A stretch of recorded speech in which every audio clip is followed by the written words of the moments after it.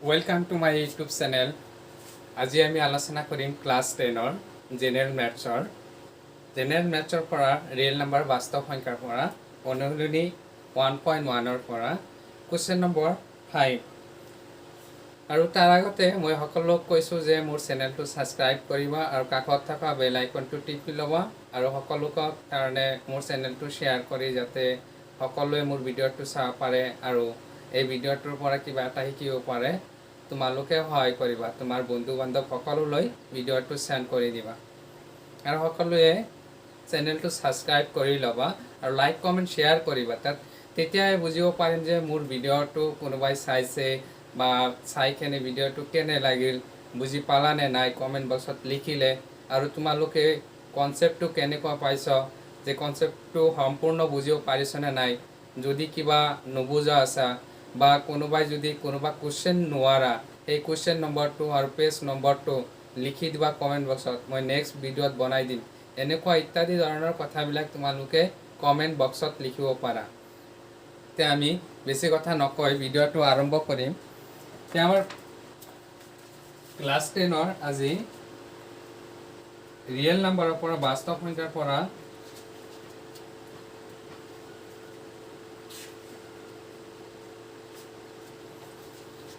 বাস্তৱ সংখ্যাৰ পৰা কোশ্চেন নম্বৰ অনুসৰণী হৈছে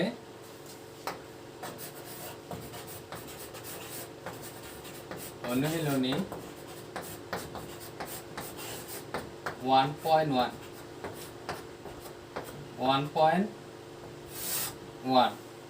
ইয়াৰ কোশ্চেন নম্বৰটো ল'ম আমি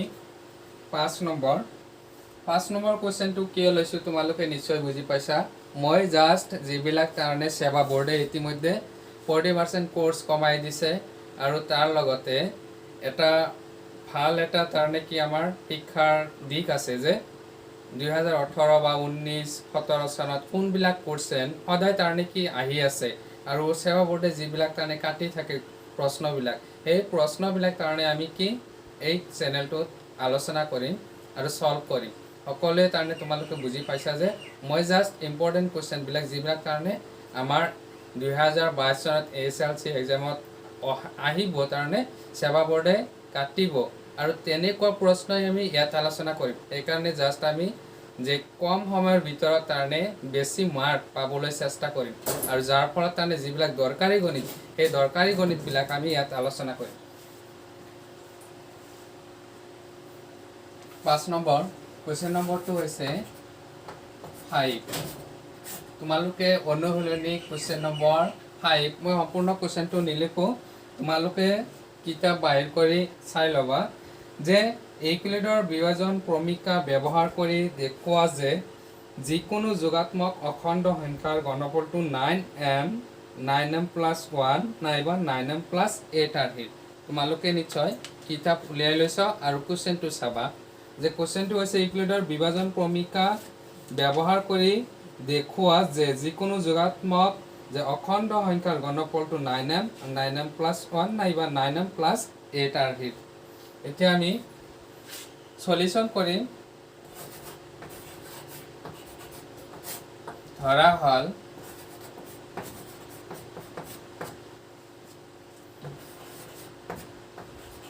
হল x যিকোনো এটা যোগাত্মক অখণ্ড সংখ্যা x আমি ধৰিলো যিকোনো এটা যোগাত্মক অখণ্ড সংখ্যা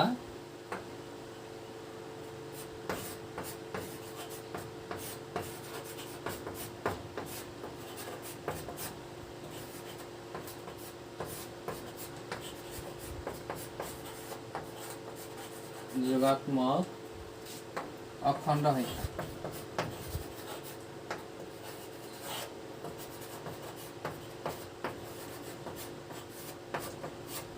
সংখ্যা আৰু ইয়াত আমি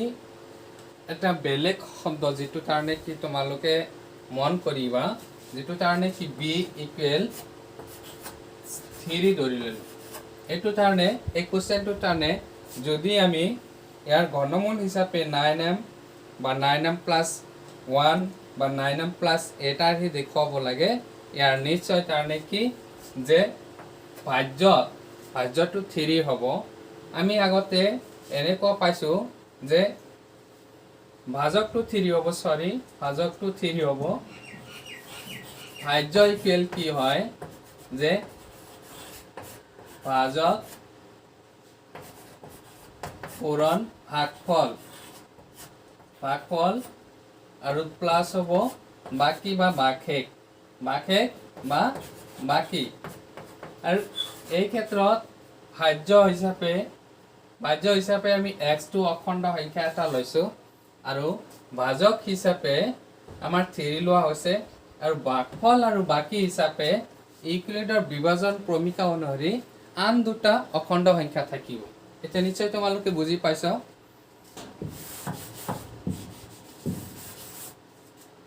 এতিয়া ইউক্লিডৰ বিভাজন ক্ৰমিকা অনুসৰি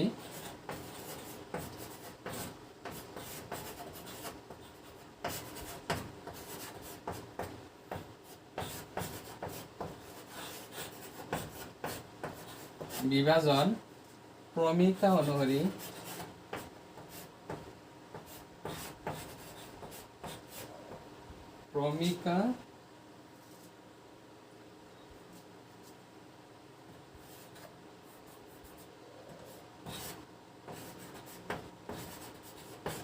ইউক্লিডৰ বিভাজন ক্ৰমিকা অনুসৰি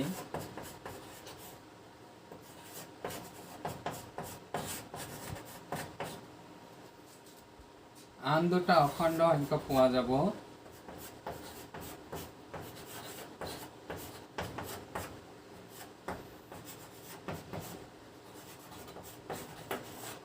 অখণ্ড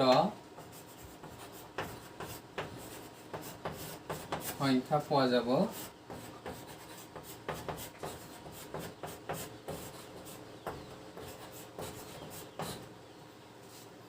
কিউ আৰু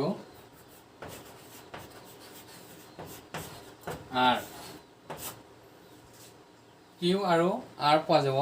তোমালোকে ভালকে বুজি ল'বা। ধৰা হ'ল x যিকোনো যোগাত্মক অখণ্ড সংখ্যা। x এটা যিকোনো বুলি ক'ব পাৰোঁ, x এটা যিকোনো এটা বুলি লিখি দিব পাৰোঁ, এটা যিকোনো যোগাত্মক অখণ্ড সংখ্যা। b ইকুৱেল 3 ধৰিছোঁ, এইটো বুজাই দিছোঁ। এই যদি কি হয় ভাজক হয়, এটা বাহ্য সংখ্যাৰে যদি ভাজকেৰে যদি আমি কি কৰোঁ হৰণ দিওঁ, তাৰপিছত কি থাকিব ইয়াৰ আৰু ভাগফল আৰু বাকী থকাৰ কাৰণে দুটা সংখ্যা লাগিব। আৰু যাক আমি ইউক্লিডৰ বিভাজন ক্ৰমিকা অনুসৰি আন দুটা অখণ্ড সংখ্যা পোৱা যাব, কিউ আৰু আৰ ধৰিছোঁ। কিউটো যদি ভাগফল হয়, আৰটো যদি বাকী হয়। এতিয়া আমি এইখিনি যে x এটা কি আছিল যে ভাজক থাকিলে ইয়াৰ x আছিল আমাৰ ভাজ্য। x যদি ভাজ্য হয়, ভাজক হিচাপে কি আছিল আমাৰ b আছিল, আমি b আৰু কিউ আছিল আমাৰ ভাগফল b কিউ। এতিয়া প্লাছ বাকী কি থাকে আমাৰ ফৰ্মুলা আছিল প্লাছ, এই দুটা কি হৈ থাকে পূৰণ হৈ থাকে আৰু এইটো প্লাছ হৈ থাকে। প্লাছ থাকিব কি বাকী মানে আৰ। য'ত হৈছে কি যে 0 less than equal r less than 3। এতিয়া আৰৰ মানটো 3তকৈ সৰু হ'ব আৰু 0ৰ সমানো হ'ব, বা 0তকৈ ডাঙৰ হ'ব বা 3তকৈ সৰু হ'ব। এইখিনি হৈছে আৰৰ মান। এতিয়া আমি বিৰ ঠাইত কিমান লৈছিলোঁ, বি আমি জানো 3। এতিয়া এইখিনি আমি লিখিব পাৰোঁ থাইজ কিউ প্লাছ আৰ, এইখিনি লিখিব পাৰোঁ। এতিয়া আমি তোমালোকে ভিডিঅ'টো পজ কৰি বা ষ্টপ কৰি তোমালোকে এইখিনি উঠাই ল'বা। মই মুচি দি আছোঁ।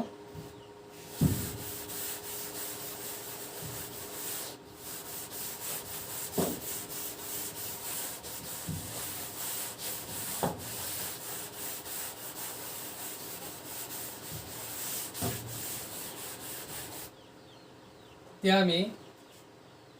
তাৰমানে আৰ কি হ'ব পাৰে যে আৰৰ মান হ'ব পাৰে, এইখিনিৰ এইখিনিতে লিখিব পাৰোঁ, ইয়াতে লিখিব পাৰোঁ যে r ইকুৱেল 0 হ'ব পাৰে, r ইকুৱেল 1 হ'ব পাৰে আৰু 2 হ'ব পাৰে আৰু 2 হ'ব পাৰে। এতিয়া আমি আৰম্ভ কৰিম। যদি r ৰ মান 0 হয়, যদি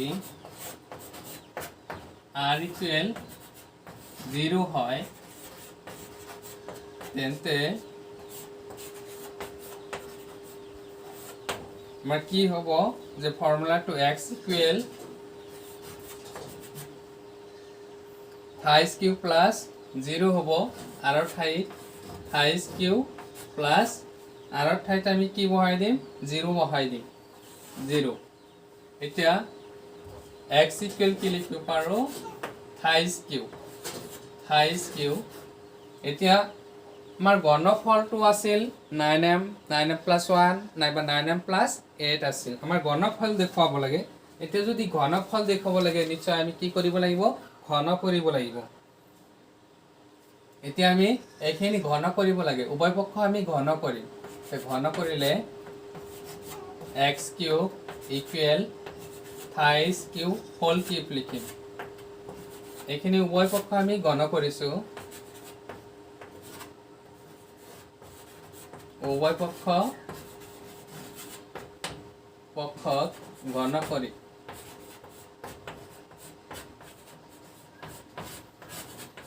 উভয় পক্ষক আমি ঘন কৰিছোঁ। এতিয়া এইখিনি কৰিম আমি, এইখিনি লেফ্ট হেণ্ড চাইডৰখিনি বাকী থাকিব, এইখিনি আমি জাষ্ট এনে ৰাখিম। এতিয়া থাইছ কিউব কিউব 3 কিউব মানে কিমান হ'ব, 27 হ'ব। 3 কিউব মানে কিমান, আমি 3টা 3ৰ পূৰণফল কিমান জানো, 27 জানো। একেলগে 3 কিউব মানে 27। বহুতে বুজি নোপোৱাৰ কাৰণে মই চিম্পল কথাখিনি লিখিছোঁ যে 27, তাৰপিছত হৈছে কিউ, কিউৰ ওপৰতো কিউব আছে, তেতিয়াহ'লে কিউ কিউব হ'ব, কিউ কিউব। এতিয়া 27 কিউ কিউব আছে। এতিয়া এইখিনি আমি দেখুৱাব লাগে যে 9m। এতিয়া আমি ইয়াৰ পৰা 9টো কমন ল'লোঁ। 9 যদি কমন লৈছোঁ, 9 কমন লোৱাৰ পিছত ইয়াত থাকিব 9 3 গুণ 27, 3 থাকিব, 3 থাকিলে আৰু কিউ কিউব থাকিব, কিউ কিউব। এইখিনি আকৌ আমি থাইছ কিউ কিউব এটা অখণ্ড সংখ্যা m বুলি ধৰি লওঁ, যে m ইকুৱেল থাইছ কিউ কিউব, য'ত m এটা অখণ্ড সংখ্যা, m হৈছে য'ত অখণ্ড সংখ্যা, অখণ্ড সংখ্যা।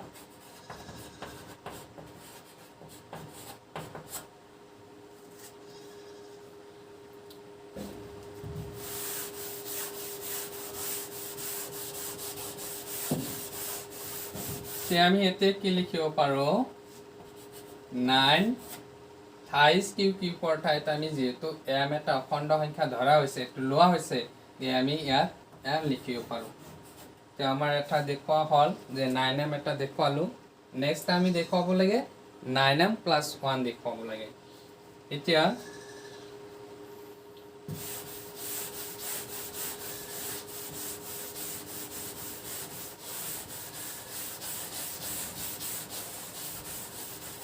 যদি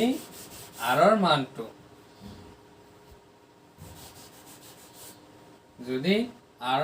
এবাৰ 1 লোৱা হয়, r ৰ মানটো যদি 1 লোৱা হয়, তেতিয়া থাইছ কিউব প্লাছ কি হ'ব, 1 হ'ব, r ৰ ঠাইত 1 বহিব। এতিয়া আমি কি কৰিম, উভয় পক্ষ ঘন কৰিম, x ইকুৱেল এইখিনি ঘন কৰি দিম,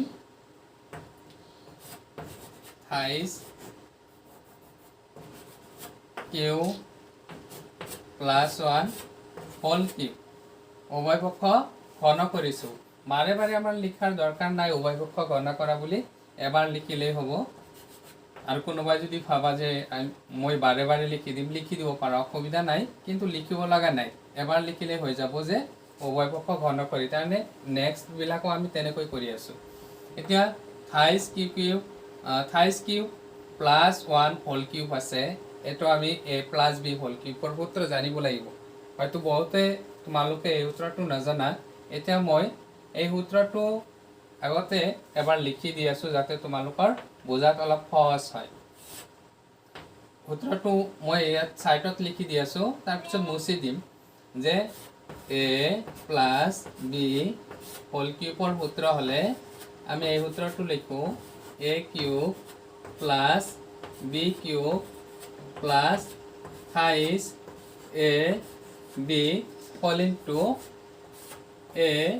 plus b এইখিনি এইটো হৈছে সূত্ৰ এতিয়া 5 কিউব plus 1 হোল কিউবৰ সূত্ৰটো আমি এই সূত্ৰত ভাঙিম a plus b হোল কিউবৰ সূত্ৰত ভাঙি দিম এইখিনি মই মুছি দি আছো তোমালোকে সূত্ৰটো লিখি লবা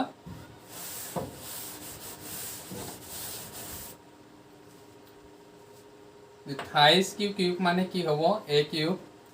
হলে থাইস কিউব প্লাস তাৰ পিছত কি হ'ব b কিউব মানে কি 1 কিউব মানে 1 এটা প্লাস থাইস ab মানে a মানে হৈছে থাইস কিউব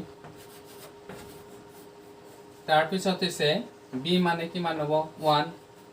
আৰু হোল ইনটু কি আছিল যে আমাৰ থাইস কিউব plus 1 তাৰনে a plus b থাইস কিউব plus 1 এইখিনি a cube plus b cube থাইস a b all into a plus b এইখিনি সূত্ৰ আমি লিখিলো এতিয়া আমি এইখিনি সমাধান কৰিম থাইস কিউব মানে কিমান হ'ব 27 আগতে কৈছো 3 কিউব মানে কিমান 27 কিউৰ ওপৰত কিউব আছে 27 কিউব হ'ব 27 কিউব হ'ব প্লাস 1 হ'ব প্লাস কি আছে 3 into থাইস কিউব into 1 আছে আৰু তাৰ লগত পূৰণ হৈ আছে এইখিনি গোটেইখিনি আমি 3 3 গুণ 9 হ'ব 9 1 গুণ 9 হ'ব আৰু 9 3 গুণ 27 হ'ব আকৌ কৈছো এটোৰ লগত এটো পূৰণ তাৰ পিছত এটো পূৰণ তাৰ পিছত এটো পূৰণ হৈছে 3 ৰ লগত 3 পূৰণ হলে 9 হ'ব 3 3 গুণ 9 আৰু 9 1 গুণ 9 9 3 গুণ 27 তে আমি 27 লিখিলো আগতে 27 এতিয়া ইয়াৰ লগত কিউ আছে ইয়াতো এটা কিউ আছে দুটা কিউ পূৰণ হলে কি হয় কিউ স্কয়াৰ হয় তে কিউ স্কয়াৰ হৈছে তাৰ পিছত আকৌ আমি ইয়াত প্লাস আছে ইয়াত প্লাস আছে তে প্লাস চিন দিম তে 3 into 3 হলে 9 9 into 1 হলে 9 আৰু 9 into 1 হলে 9 কিন্তু ইয়াৰ লগত এটা কিউ আছে তেতিয়া হলে কি হ'ব 9 কিউ হ'ব নিশ্চয় বুজি পাইছা তোমালোকে এতিয়া আমি ঘাতবিলাক কি কৰিম সিৰিয়াল কৰি লম আমি যেটো ঘাত ডাঙৰ আটাইতকৈ হেতু সম্মুখত ৰাখিম তাৰ পিছত লাহে লাহে সৰুবিলাক ৰাখি যাম তাৰ পিছত ইয়াত মাজত এটা আছে স্কয়াৰ তাৰ পিছত ইয়াৰ ঘাত হ'ব 1 আৰু এই 1 টো আমি লাষ্টত লিখিম এতিয়া সিৰিয়াল কৰি লম 27 Q plus 27 Q square plus 9 Q তাৰ পিছত আছে প্লাস 1 এতিয়া আমি ইয়াৰ পৰা মাত্ৰ আমাৰ 9 টো হে কমন ল'ব লাগে কাৰণ 9m plus 1 এবাৰ আমাৰ দেখুৱাব লাগিব এতিয়া আমি ইয়াৰ পৰা 9 টো কমন ল'ম যদি 9 টো কমন লৈছো ইয়াত কিমান থাকিব যে 9 3 গুণ 27 3 থাকিব তে 28 আৰু কিউব থাকিব 28 কিউব প্লাস আছে প্লাস যদি আমি 9 কমন লৈছো তেতিয়াহলে কি আমি 9 টো কিয় কমন লৈছো আকৌ এটো বুজি লবা ইয়াতো 9 আছে ইয়াতো তাৰ 9 3 গুণ 27 লিখিব পাৰো বা 9 into 3 হলে 27 ইয়াতো 9 into 3 হলে 27 যাৰ ফলত আমি 9 টো কমন লব পাৰো সেই কাৰণে 9 টো কমন লৈছো আৰু 9 3 গুণ 27 3 আছে কিউব আছে কিউব প্লাস আছে প্লাস এতিয়া 9 আকৌ কমন লৈছো ইয়াৰ পৰা কমন ললে ইয়াতো কিমান থাকিব 3 থাকিব 9 3 গুণ 27 হল আৰু কিউ স্কয়াৰ বাকি আছে কিউ স্কয়াৰ আৰু 9 টো কমন আহিছে তে মাত্ৰ বাকি আছে কিউ টো হে তে কিউ ইয়াৰ পৰা একো কমন নাই যাৰ ফলত আমি এক এক্সট্ৰাকে ৰাখিছো বা মেলেকে ৰাখি দিছো +1 এতিয়া আমি থাইস কিউ প্লাস থাইস কিউ স্কয়াৰ প্লাস কিউ আমি ইয়াক m এক অখণ্ড সংখ্যা আগতে কৈছিলো যে আমি অখণ্ড সংখ্যা ধৰি আহিছো যাৰ ফলত আমি ইয়াত লিখিব পাৰোঁ 9 into m plus 1 লিখিব পাৰোঁ 9m plus 1 অলৰেডি কি হ'ল ইনটু দিব লগা নাই 9m plus 1 হ'ল এইখিনি আমি দেখুৱাই দিব লাগে যিহেতু কি লৈছোঁ আমি m equal হাইচ কিউ plus হাইচ কিউ স্কোয়ার প্লাস কিউ এইখিনি আমি m লৈছোঁ এইকাৰণে হৈছে 9m plus 1 নিশ্চয় বুজি পাইছ আৰু নেক্সটটো কৰিম এতিয়া 9m plus 8 দেখুৱাব লাগে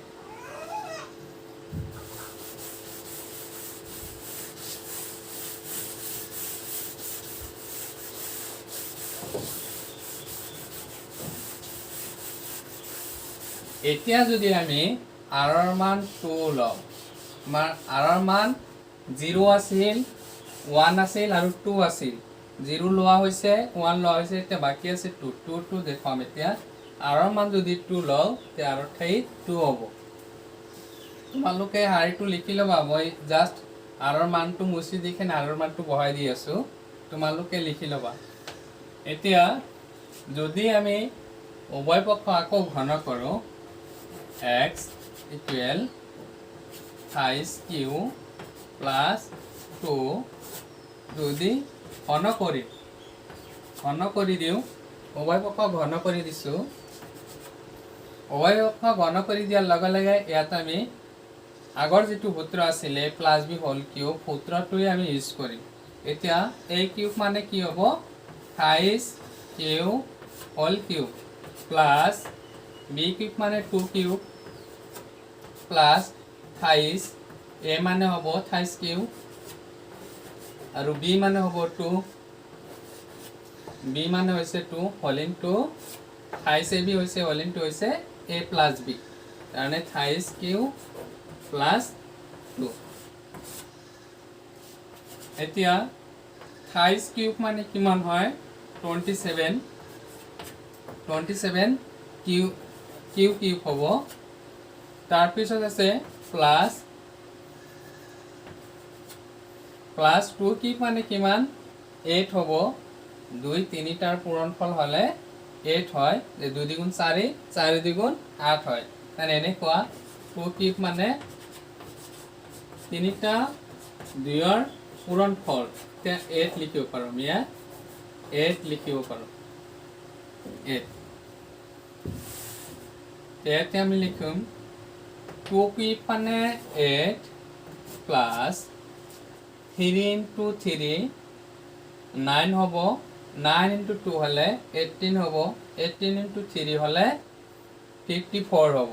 18 into 3 হলে 54 এতিয়া আমি আকৌ কৈছো যে 3 into 3 হলে 9 3 3 গুণ 9 9 2 গুণ 18 18 3 গুণ 54 এতিয়া কিমান হৈছে 54 হৈছে 54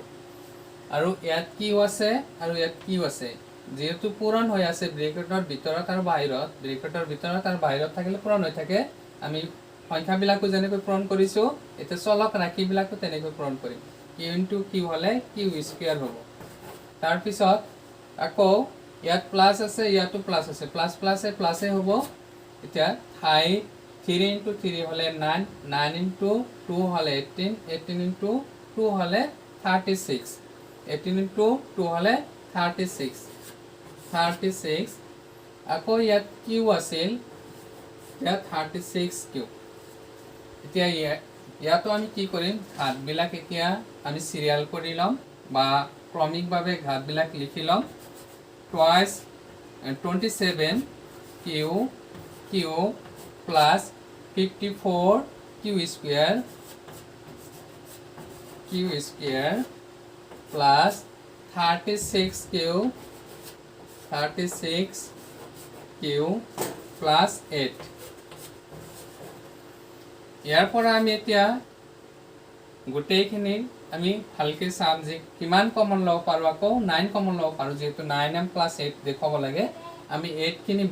বাদ ৰাখিম যে ইয়াৰ পৰা 9 কমন আহিব 9 6 গুণ 54 ইয়াৰ পৰাও আহিব 9 কমন 9 4 গুণ 36 ইয়াৰ পৰাও কমন আহিব 9 তে আমি 9 টো কমন ললো কমন লোৱাৰ পিছত ইয়াত কিমান বাকি থাকে 9 3 গুণ 27 3 থাকে আৰু কিউ স্কয়াৰ কিউ কিউব থাকে প্লাস আৰু 9 6 গুণ 54 হয় ইয়াত বাকি আছে কিমান তাৰ মানে 6 আৰু কিউ স্কয়াৰ তাৰ পিছত আছে প্লাস আৰু 9 4 গুণ 36 হয় ইয়াত থাকিব 4 আৰু কিউ আছে কিউ আৰু ইয়াত বাকি আছে কিমান প্লাস 8 এতিয়া 9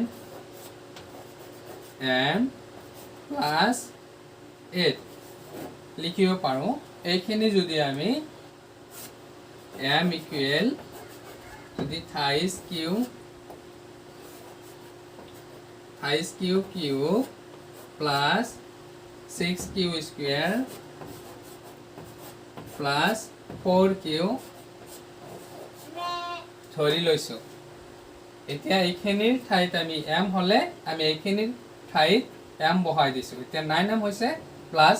8 এইখিনিৰ ঠাইত যদি m হয় তে m টো বহাই দিছো 9 আছিল 9m প্লাস 8 হৈছে 9m প্লাস 8 তেতিয়াহলে আমাৰ প্ৰশ্নত কৈছিল যে দেখুৱাব লাগে 9m প্লাস 1 নাইবা 9m প্লাস 8 আৰহি এটা আমি দেখা পালো কোনোবা অখণ্ড সংখ্যা যোগাত্মক অখণ্ড সংখ্যা 9m প্লাস 1 9m প্লাস 8 আৰহি থাকিও পাৰে বা পোৱা যায়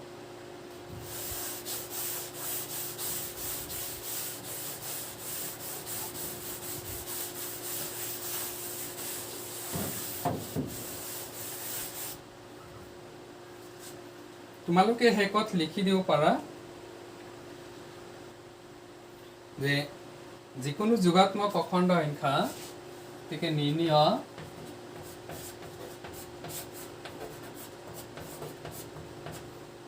যিকোনো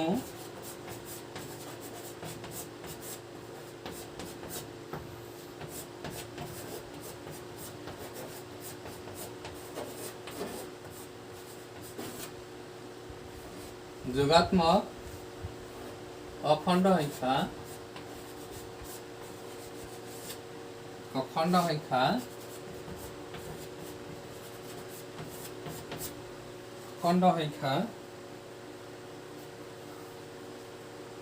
ঘনফলটো অখণ্ড সংখ্যাৰ ঘনফলটো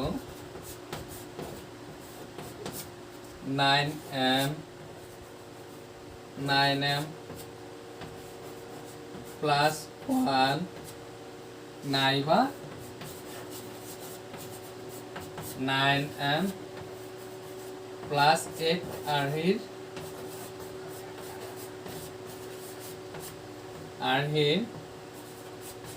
হ'ব পাৰে এইখিনি তোমালোকে মোৰ চেনেলটো সাবস্ক্ৰাইব কৰিবা লাইক কমেন্ট শেয়াৰ কৰিবা আৰু সদায় মোৰ ভিডিঅ'টো তোমালোকে শেয়াৰ কৰি দিবা তোমাৰ বন্ধু বান্ধৱৰ